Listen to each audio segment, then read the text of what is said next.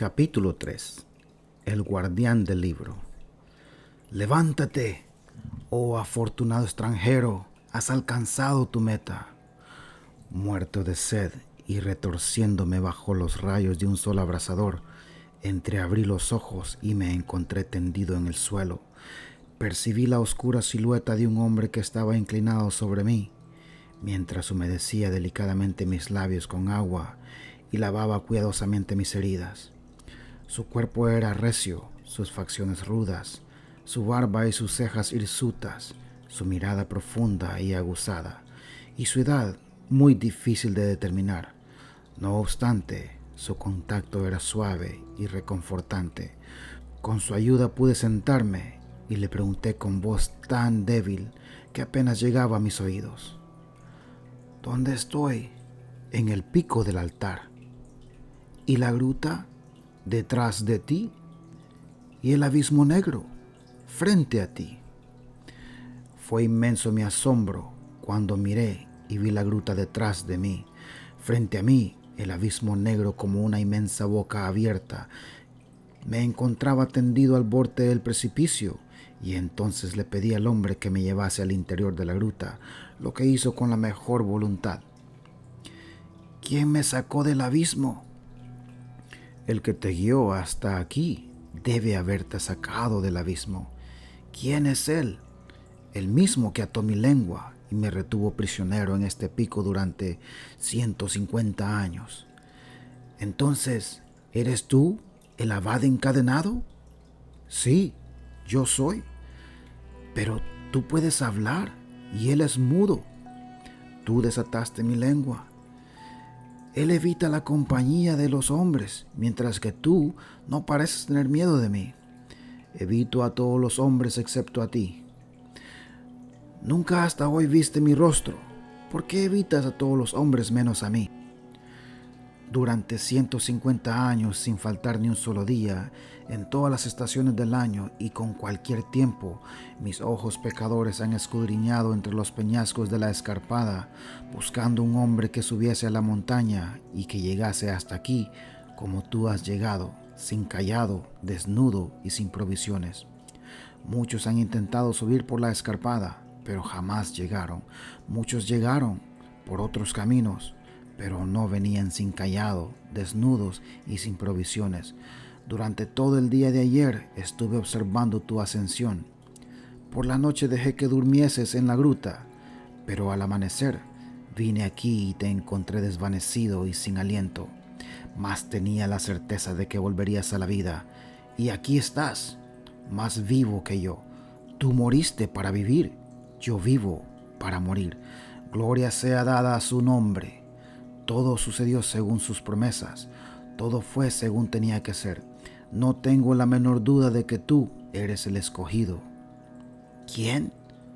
El bienaventurado, en cuyas manos debo entregar el libro sagrado para que lo publique y lo dé a conocer al mundo. ¿Qué libro? Su libro, el libro de Mirdad. ¿Mirdad? ¿Quién es Mirdad? Es posible que no hayas oído hablar de Mirdad. ¡Qué cosa más extraña! Yo estaba absolutamente seguro de que en esta época su nombre se habría extendido por toda la tierra, de la misma forma que impregna el suelo bajo mis pies, el aire que me rodea y el cielo que me cubre. Este suelo es sagrado, oh extranjero. Sus pies lo pisaron. Sagrado es este aire que nos envuelve. Sus pulmones lo respiraron. Sagrado es el cielo que nos cubre. Sus ojos lo escudriñaron. Y dicho esto, el monje se inclinó reverentemente, besó 3 veces el suelo y se cayó. Después de una pausa le dije: despiertas mi deseo de saber más respecto a ese hombre al que llamas Mirdad. Presta atención, pues. Voy a relatarte todo lo que me está permitido contar. Mi nombre es Shamadán. Yo era el superior del arca el día que falleció uno de los compañeros. Apenas había partido su alma cuando ya vinieron a avisarme de que en la puerta había un desconocido que deseaba hablarme. Bien sabía yo que él había sido enviado por la providencia para ocupar el lugar del compañero fallecido, y tenía que haberme regocijado por el hecho de que Dios velase aún por el arca, tal como lo había hecho desde la época de mi padre Sem. En aquel momento la interrumpí para preguntar si era verdad lo que contaban las gentes de la falda de la montaña respecto a que el arca fue construida por el primer hijo de Noé. Su respuesta fue inmediata y enfática: sí, es exactamente como te lo han dicho. Y prosiguió el relato de la historia que yo había interrumpido. Pues bien, debía haberme regocijado. Sin embargo, por motivos totalmente incomprensibles para mí, mi corazón se rebeló. Incluso antes de conocer al extranjero, ya todo mi ser luchaba contra él, y resolví rechazarle, aunque mi interior era consciente de que haciendo esto quebrantaba la inviolable ley del monasterio y por consiguiente rechazaba a aquel que le había enviado. Cuando abrí la puerta y lo vi, un joven de unos 25 años aproximadamente, sentí en el pecho millares de puñaladas con las que hubiese querido herirle. Desnudo, aparentemente hambriento y sin el menor medio de protección, ni tan siquiera un cayado, parecía completamente indefenso. A pesar de todo, había en su rostro una luz que le daba un aspecto más invulnerable que el de un caballero con su armadura, y que le hacía aparentar mucha más edad de la que tenía. Todo mi ser, desde lo más íntimo de mi corazón, clamaba contra él. Todas las gotas de mi sangre deseaban aplastarle. No me pidas explicaciones. Tal vez su mirada penetrante había desnudado mi alma, y yo estaba aterrorizado de verla desnuda ante un hombre. Tal vez su pureza revelase mi inmundicia y me doliese ver desgarrados los velos que yo había estado tejiendo para ocultarla, pues la inmundicia siempre ha amado los velos. Tal vez había una vieja contienda entre su estrella y la mía. ¿Quién sabe? ¿Quién podría saberlo? Solo él podría decirlo. Con el tono más severo y despiadado le dije que no podía ser admitido en la comunidad y le ordené que se marchase inmediatamente. Él, a pesar de todo, no se movió de su lugar. Tranquilamente me aconsejó que reflexionase. Su consejo me pareció un insulto y le escupí al rostro. Pero él permaneció firme y sin miedo, y limpiando lentamente la saliva de su cara, de nuevo me aconsejó que reconsiderase mi decisión. Mientras estaba limpiando la saliva de su rostro, yo tenía la impresión que era el mío el que estaba manchado con ella.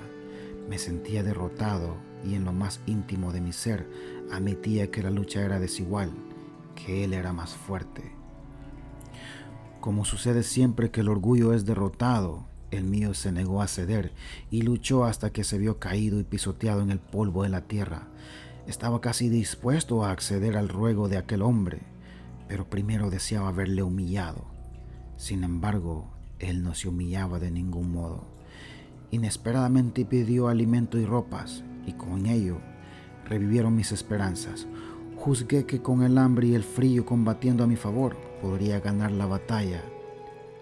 Cruelmente le negué un pedazo de pan, declarando que el monasterio vivía de la caridad y que por ello no podía hacer caridad. Diciendo esto, mentía desvergonzadamente, pues el monasterio era tan extraordinariamente rico como para no tener que negar alimento y ropas a los más necesitados. Lo que yo deseaba era que él suplicase, pero él no lo hacía. Pedía como quien tiene derecho a aquello que solicita. Había un aire de mando en su solicitud. La lucha duró bastante tiempo, pero la situación no cambió. Desde el principio tenía ganada la batalla. Finalmente, para esconder mi derrota, decidí proponer que él entrase en el arca como sirviente, solamente como sirviente. Yo pensaba, para consolarme, que ello le humillaría, y mi orgullo no me daba cuenta de que era yo el mendigo y no él. Para confirmar mi humillación, accedió a mi propuesta sin murmurar siquiera. No llegaba a imaginar que, al aceptarle como sirviente, solo como sirviente, estuviese excluyéndome a mí mismo. Hasta el último momento estuve aferrado a mi ilusión de que era yo, y no él, el maestro del arca. Ah, Mirdad, Mirdad, ¿qué le hiciste a Shamadán? Shamadán, ¿qué te hiciste a ti mismo? Dos grandes lágrimas mojaron sus largas barbas y su gran cuerpo se estremeció. Me sentí conmocionado y le dije: te pido que no hables más de ese hombre, cuya memoria sale de tus labios con lágrimas.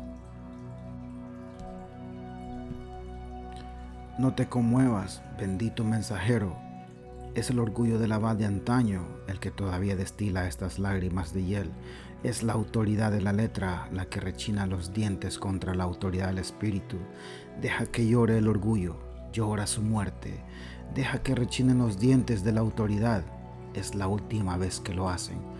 Ah, si mis ojos no hubiesen estado tan cegados por la oscuridad de este mundo cuando me encontré por primera vez con su rostro celestial. Ah, si mis oídos no hubiesen estado tan obstruidos por la sabiduría de este mundo cuando fueron desafiados por su sabiduría divina. Ah, si mi lengua no hubiese estado tan colmada de las amargas dulzuras de la carne cuando luchaba contra su lengua colmada de espíritu. Ya he arrancado mucha cizaña de mi ilusión y aún tendré que arrancar mucho más. Durante 7 años fue un humilde sirviente entre nosotros, dócil, diligente, afable, conciliador, dispuesto a satisfacer el menor deseo de cualquiera de nosotros. Se movía suavemente, como si se deslizara por el aire. Ni una sola palabra salía de sus labios. Todos pensábamos que había hecho un voto de silencio. Al principio, algunos de nosotros estábamos inclinados a provocarle. Él recibía los ataques con una calma sobrenatural y al poco tiempo nos había forzado a respetar su silencio, al contrario de lo que sentían los otros 7 compañeros, que estaban fascinados con su calma, que les producía el efecto contagioso de un calmante. Me esforcé constantemente por perturbarla, pero siempre fue en vano. El nombre con el que se nos presentó fue el de Mirdad. Solo atendía por ese nombre. Era todo cuanto sabíamos de él. No obstante, su presencia era profundamente advertida por todos nosotros. Tan profundamente que rara vez nos atrevíamos a hablar, ni aun de lo más esencial, hasta que él no se hubiera retirado a su celda. Los primeros 7 años de Mirdad fueron años de abundancia. Las posesiones del monasterio aumentaron mucho más de 7 veces. Mi corazón se suavizó a su favor y consulté seriamente con la comunidad para saber si le admitíamos como compañero, ya que la providencia no nos enviaba a otro. Precisamente en esta ocasión sucedió lo que ninguno de nosotros pudo prever, y mucho menos aún este pobre Shamadán. Mirdad abrió sus labios y la tempestad se desencadenó. Dio libertad a lo que durante tanto tiempo su silencio había ocultado, desbordándose en torrentes tan irresistibles que todos los compañeros fueron arrastrados por su impetuosa corriente, todos menos este pobre Shamadán, que luchó contra él hasta el fin. Intenté dominar la situación, afirmando mi autoridad como abad, pero los compañeros no reconocían otra autoridad que no fuese la de Mirdad. Mirdad era el maestro, Shamadán no pasaba de ser un proscrito. Recurrí incluso a la astucia. Intenté sobornar a algunos compañeros con grandes sumas de oro y plata, a otros con grandes extensiones de tierra fértil. Ya casi había vencido, cuando de manera bastante misteriosa, Mirdad advirtió mi intriga y la deshizo sin el menor esfuerzo. Le bastaron para ello unas pocas palabras. Extraña y complicada era la doctrina que predicaba. Toda ella está contenida en este libro. De eso no me está permitido hablar, mas su elocuencia hacía que la nieve pareciese como la pez, y la pez como la nieve. Tan nítida y poderosa era su palabra. Contra ese arma, ¿qué podía oponer? Absolutamente nada, a excepción del sello del monasterio que se hallaba a mi cargo. Con todo, este ya no servía para nada, pues los compañeros, entusiasmados por sus ardientes exhortaciones, me obligaban a poner el sello del monasterio en todos los documentos que juzgaban que yo debía legalizar. Poco a poco fueron donando todas las tierras del monasterio que con anterioridad habían sido donadas a este por los fieles durante muchos años. Más tarde Mirdad fue enviándoles fuera del monasterio en misiones, cargados de presente para los pobres y los necesitados de las aldeas cercanas a la montaña. Finalmente, en el día del Arca, que era una de las dos conmemoraciones anuales del monasterio, la otra, el día de la vid, Mirdad culminó sus locuras, ordenando a sus compañeros que acarreasen todo lo que aún pertenecía al monasterio y lo distribuyesen entre el gentío que se había congregado en sus alrededores. Todo esto lo vi con mis propios ojos pecadores, y está registrado en mi corazón, el cual casi reventó de odio contra él. Si el sentimiento de odio por sí solo hubiese sido capaz de matar, aquel que yo abrigaba en mi corazón habría sido capaz de asesinar a 1 millar de mirdades. Pero su amor era más fuerte que mi odio. Una vez más la lucha era desigual. Una vez más mi orgullo no quería ceder hasta verse finalmente derribado y pisoteado en el polvo de la tierra. Me vencía sin atacarme. Yo le atacaba y con ello me vencía a mí mismo. ¿Cuántas veces intentó en su amorosa paciencia quitar la viga que me impedía ver? ¿Y cuántas veces yo me buscaba otras más sólidas y opacas para ponerlas delante de mis propios ojos? Cuanto más amor mostraba él hacia mí, más intensamente le odiaba.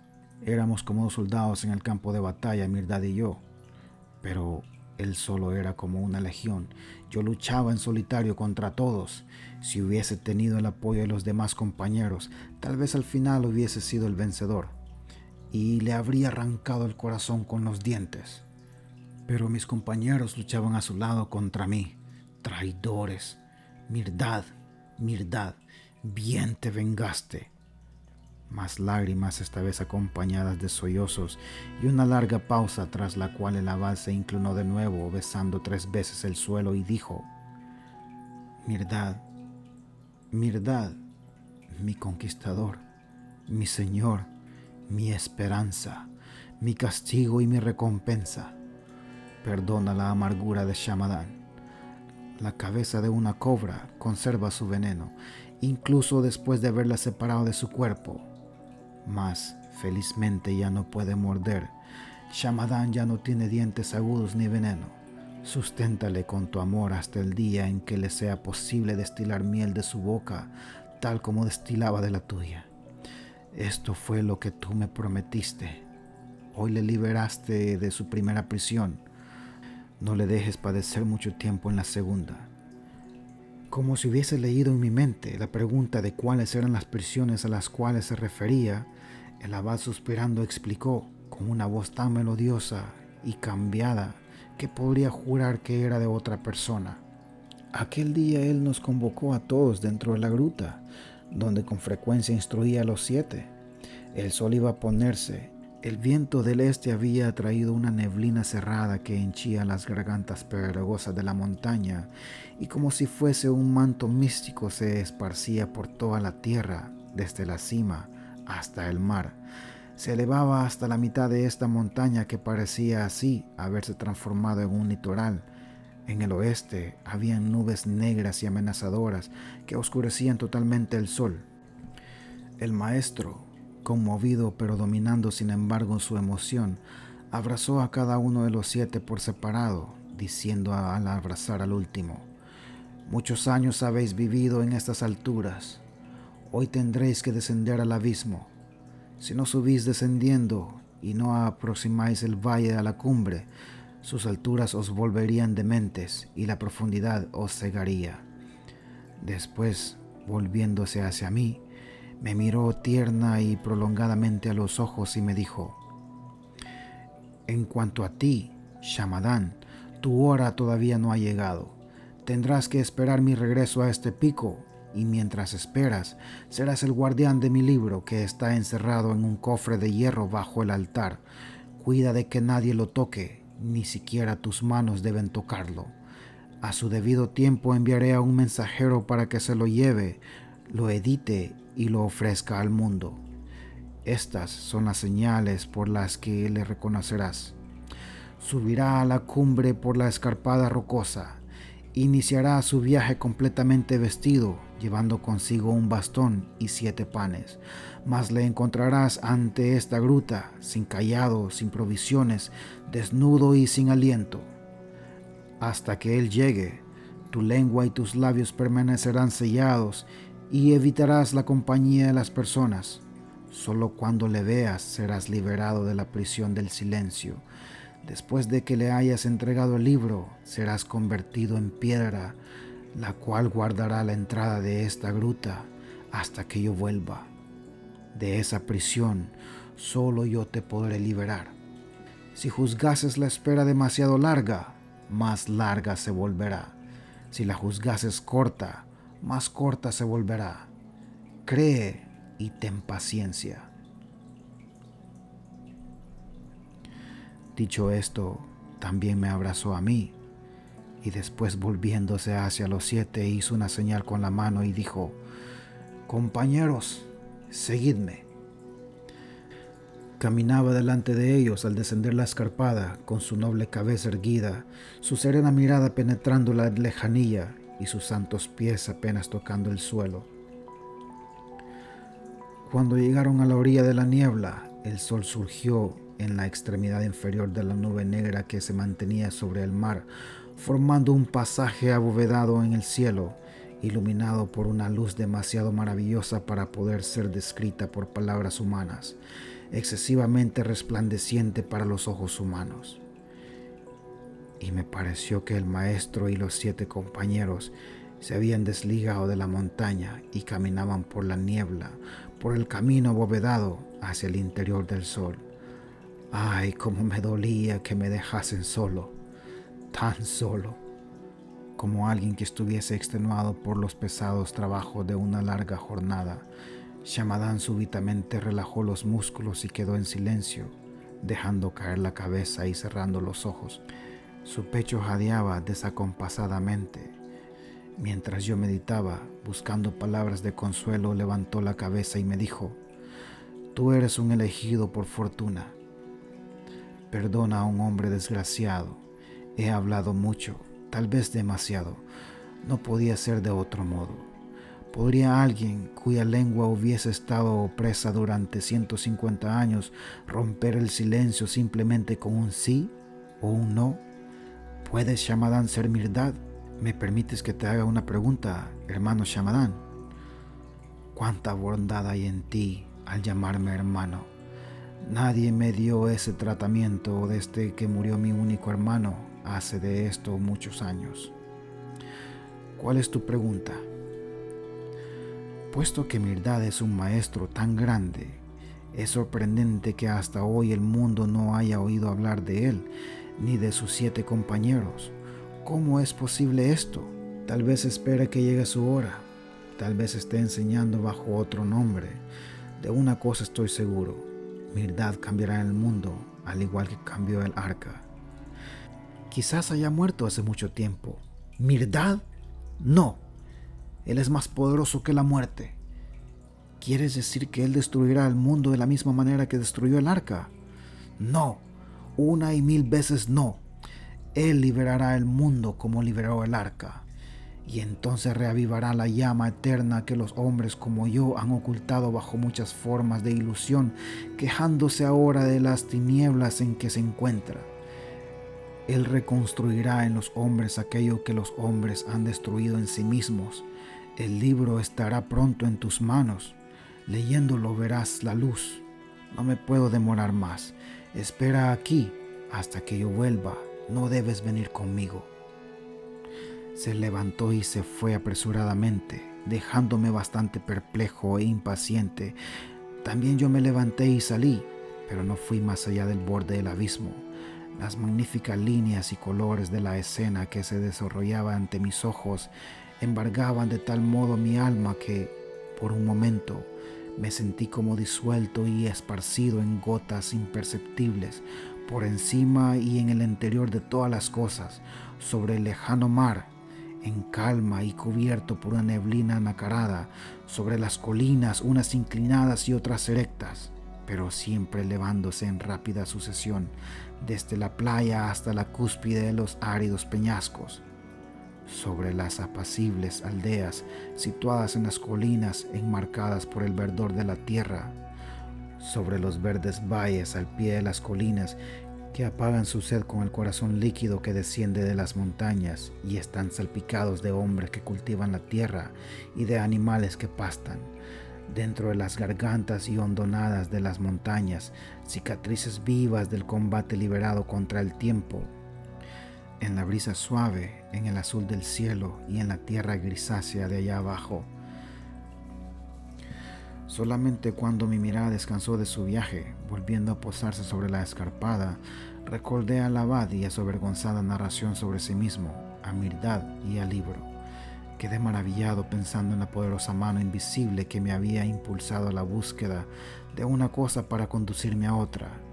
La bendije en mi corazón. Al poco tiempo, el abad volvió, entregándome un pequeño paquete envuelto en tejido de lino amarillento por el tiempo, y me dijo: mi responsabilidad es, de ahora en adelante, tu responsabilidad. Sé fiel a ella. Llegó la segunda etapa de mi historia. Las puertas de mi prisión comienzan a abrirse para recibirme. Luego se cerrarán tras de mí. ¿Cuánto tiempo permanecerán cerradas? Solo Mirdad podría decirlo. Pronto será olvidado Shamadán por todas las memorias. ¡Qué dolor! ¡Oh, cuán doloroso es ser olvidado! Pero, ¿por qué digo esto? Nada se borra nunca de la memoria de Mirdad. Aquel que vive en la memoria de Mirdad vive para siempre. Tras una larga pausa, el abad levantó la cabeza y, mirándome con los ojos llorosos, continuó con un susurro apenas perceptible: dentro de poco descenderás al mundo, pero estás desnudo y el mundo detesta la desnudez. Hasta su propia alma la envuelve en harapos. Yo ya no necesito mis ropas.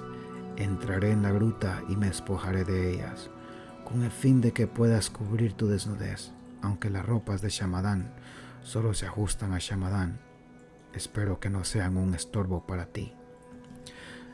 No hice comentario alguno a aquella propuesta, aceptándola con agradecido silencio. Tan pronto como el abad entró en la gruta para desvestirse, desenvolví el libro y comencé despreocupadamente a hojear sus páginas de pergamino amarillentas por el tiempo. Pronto me sentí prendado por la primera página que me esforcé en leer, y continué leyendo y leyendo, cada vez más absorto. En mi subconsciente esperaba que el abad me avisase que había acabado de desvestirse y me llamase para vestirme, pero los minutos pasaban y él no me llamaba. Levanté los ojos de las páginas del libro y miré hacia la gruta.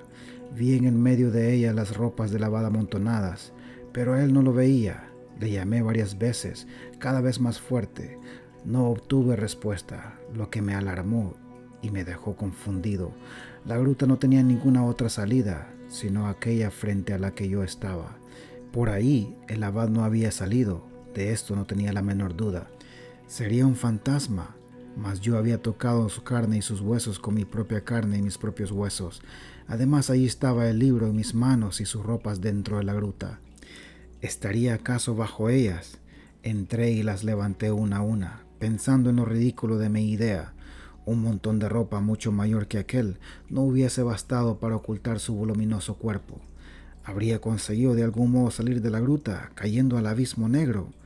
Tan pronto como brilló esta idea en mi cerebro, salí precipitadamente de la gruta, y cuando apenas había dado algunos pasos, me vi frente a una roca grande, colocada en el mismo borde del abismo. Momentos antes, aquella roca no estaba ahí. Tenía la apariencia de un animal agazapado, pero la cabeza se parecía mucho a la de un hombre, de facciones rudas, con mentón fuerte y elevado, mandíbulas fuertemente cerradas y ojos semiabiertos, mirando al vacío en dirección al norte.